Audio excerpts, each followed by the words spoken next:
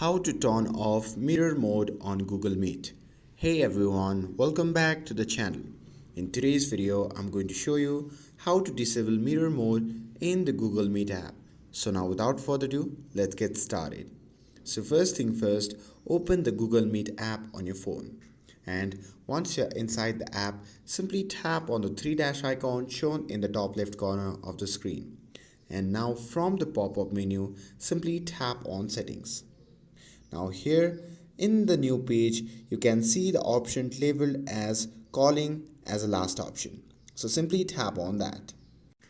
And now here under this section, you can see the option labeled as in call settings. So simply tap on that.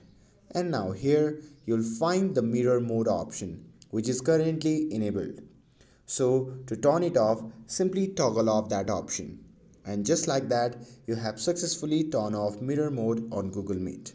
With this, if you found this video helpful, then don't forget to like, share and subscribe to get updated for more videos.